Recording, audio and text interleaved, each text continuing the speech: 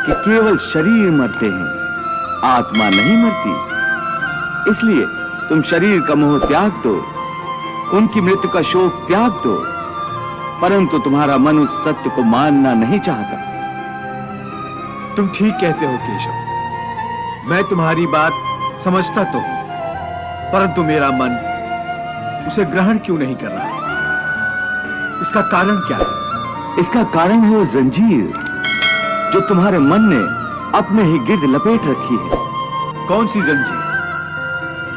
रिश्तेदारी की जंजीर, ये नातेदारी का मोह कि ये मेरा भाई है,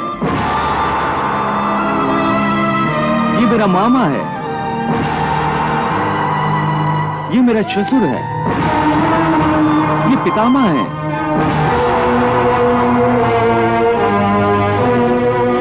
तुम ठीक कहते हो कि रिश्ते नातों की जंजीरों ने मुझे चारों तरफ से जकड़ रखा है, परंतु मैं इस जंजीर को कैसे तोड़ दूं? मैंने मान लिया कि ये सारे शरीर नाशवान हैं, परंतु इनके साथ जो मेरे रिश्ते हैं वो तो नाशवान नहीं है, वो तो सच्चे हैं। भीष्म मेरे पितामह हैं, अभिमन्यु मेरा पुत्र है,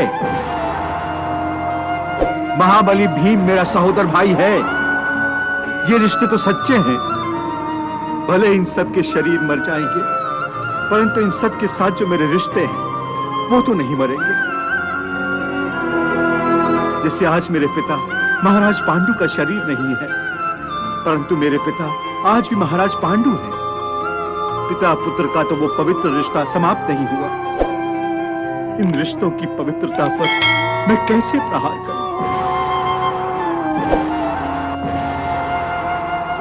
शरीर को भूल जाओ, परंतु अपने दादा के रिश्ते पर तीर कैसे चलाऊं? अपने भाई के नाते पर तलवार कैसे उठाऊं? अर्जुन, ये रिश्ते, ये नाते सब इस जन्म के हैं। इस जन्म से पहले या इस जन्म के पश्चात इन रिश्तों का कोई अस्तित्व नहीं रहता। ये काका, मामा, भाई, पुत्र, पितामह पिछले जन्म में कहां थे? तुम्हारे क्या लगते थे? और अगले जन्म में ये क्या होंगे, कहां होंगे? इसका उत्तर है तुम्हारे पास? नहीं केशव। इसीलिए कहता हूं कि जब शरीर नाशवान है तो ये रिश्ते भी नाशवान हैं, क्योंकि ये सब नाते शरीर के हैं। और ये जो तुमने अपने पिता का उदाहरण दिया कि उनका तुम्हारा पिता पुत्र का नाता तो समाप्त नहीं हुआ, तो ये भी तुम्हारा भ्रम है,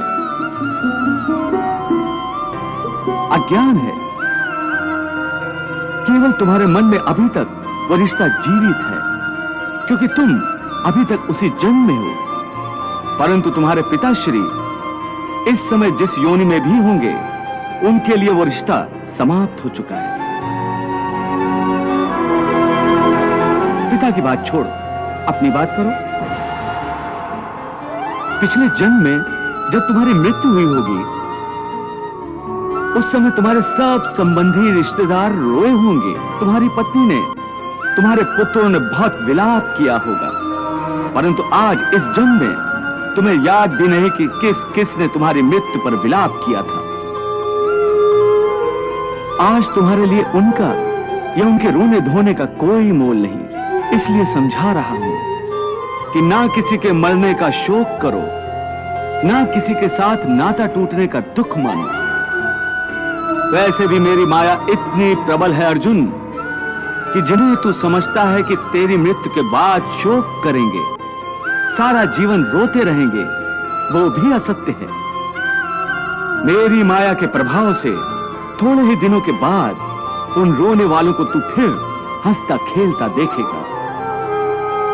मित्र 4 दिन रोता है, भाई 10 दिन रोता है, पत्नी उससे अधिक रोती है, माता सबसे अधिक समय तक रोती है, परंतु सबके आंसू धीरे धीरे सूख जाते हैं। और उन आंखों में फिर से नए नए सपनों की रोशनी चमकने लगती है। क्या तुम बता सकते हो कि पिछले जन्म में तुम्हारे किस रिश्तेदार ने तुम्हारे लिए कितना विलाप किया था? नहीं केशव, ये मैं कैसे बता सकता हूं? मुझे तो ये तक याद नहीं कि वो कौन थे। बस जिस तरह तुम अपने पिछले जन्म को भूल गए हो, उसी तरह तुम अपने इस जन्म को भी भूल जाओगे।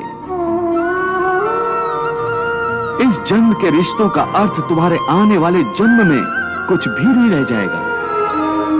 आज अभिमन्यु को तुम अपना पुत्र समझ रहे हो सकता है पिछले जन्म में वो तुम्हारा पिता रहा हो, या आने वाले जन्म में तुम्हारा महाशत्रु बन जाए। आज तुम जिनको अपना रिश्तेदार समझ रहे हो, जिन्हें आदरणीय समझ रहे हो, और इसी कारण उनकी हत्या करने से संकोच कर रहे हो सकता है उन्हीं में से किसी ने तुम्हारे किसी पिछले जन्म में तुम्हारी हत्या की हो, या तुम अगले जन्म में उनकी हत्या कर दो।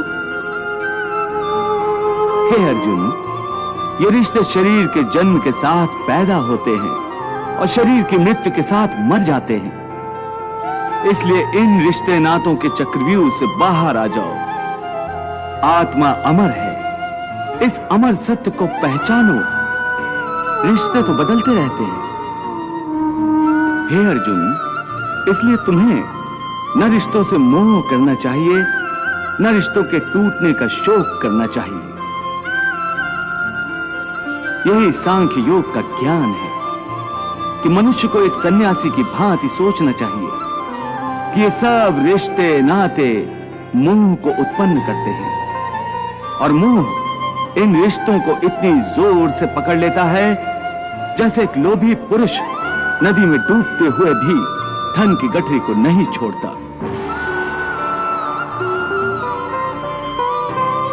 और आखिर में उसी गठरी के बोझ से खुद भी डूब जाता है। इसलिए अपने मन को सन्यासी बनाओ और इस मोह के बंधनों को छोड़ो, और इस बात पर ध्यान दो कि इस समय तुम्हारा कर्तव्य क्या है, तुम्हारा धर्म क्या है, और उसी के अनुसार कर्म करो। तो धर्म को निभाते हुए मनुष्य कर्म तो करेगा ही, और कर्म करेगा तो सन्यास को कैसे निभाएगा? देवी, यदि आप समझती हैं कि सन्यासी होने के बाद कर्म छूट जाता है, तो आपने भगवान श्री कृष्ण के उपदेश को समझा ही नहीं। हाँ प्रभु, बात स्पष्ट रूप से मेरी समझ में नहीं आ रही है, इसीलिए मैं आपसे समझना चाहती हूँ।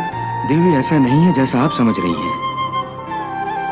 संसार में जीने के लिए हर प्राणी को कुछ न कुछ कर्म तो करना ही पड़ता है, जो उसके लिए अनिवार्य है, आवश्यक है। जैसे पेट की भूख मिटाना हर जीव के लिए अति आवश्यक है, यहां तक कि अपने पेट की आग बुझाने के लिए सन्यासी भी भिक्षा मांगकर गुजारा करता है। अर्थात ये कि कोई भी कर्म से मुक्त नहीं हो सकता। परंतु यदि भगवान श्री कृष्ण की शिक्षा को समझ ले, तो मनुष्य कर्म करते हुए भी कर्म से मुक्त हो सकता है। प्रभु, कर्म करते हुए कर्म से कोई कैसे मुक्त हो सकता है? जैसे स्वयं भगवान श्री कृष्ण। हाँ देवी, मानव अवतार में भगवान श्री कृष्ण का जीवन और आचरण समस्त मानव जाति के लिए संसार में रहते हुए सन्यासी होने का एक उत्तम उदाहरण है। उन्होंने संसार में रहते हुए धर्म समझकर कर्म किया, जय पराजय अथवा फल की चिंता कभी नहीं की। इसलिए जब आवश्यक हुआ युद्ध भी किया, कभी हारे कभी जीते, परंतु उनके चेहरे पर वही मुस्कान और उनके हृदय में वही शांति रही। वो चाहते तो विजय श्री की माला हर बार उनके गले में होती। उन्होंने कर्म करते हुए भी लाभ हानि या उसके परिणाम की चिंता कभी नहीं की और अपने कर्तव्य पद से कभी नहीं हटे। संसारी रिश्ते से कंस उनका मामा था, परंतु धर्म की रक्षा के लिए उन्होंने उसका संहार करने से भी मुंह नहीं मोड़ा। सो देवी, भगवान श्री कृष्ण अर्जुन को इसलिए ये उपदेश दे रहे हैं कि तेरा धर्म युद्ध करना है, परंतु यदि तू इस भावनाओं की नदी में बहता रहा और मन को अपने वश में ना कर सका तो तू अपने धर्म का पालन नहीं कर सकेगा। इसलिए मन को सन्यासी बना और अपने क्षत्रिय धर्म का पालन कर। हे केशव, एक तरफ तुम सन्यास की बात करते हो, सन्यासी की भांति सब नाते रिश्तों के बंधन को तोड़ने को कह रहे हो, और दूसरी ओर मुझे कर्म करने को कह रहे हो। ये दोनों बातें विरोधी हैं। तुम जानते हो कि मनुष्य जब कोई कर्म करता है तो उस कर्म का कोई कारण होता है, कोई प्रेरक होता है जिसकी प्रेरणा से मनुष्य कर्म करता है। कोई भावना तो होती है जिस भावना की पूर्ति के लिए मनुष्य अच्छा बुरा कोई भी कर्म करता है। अर्थात कर्म की जड़ में एक भावना होती है और भावना की जड़ में कोई ना कोई रिश्ता होता है, क्योंकि किसी न किसी रिश्ते की जड़ से ही तो भावना पैदा होती है।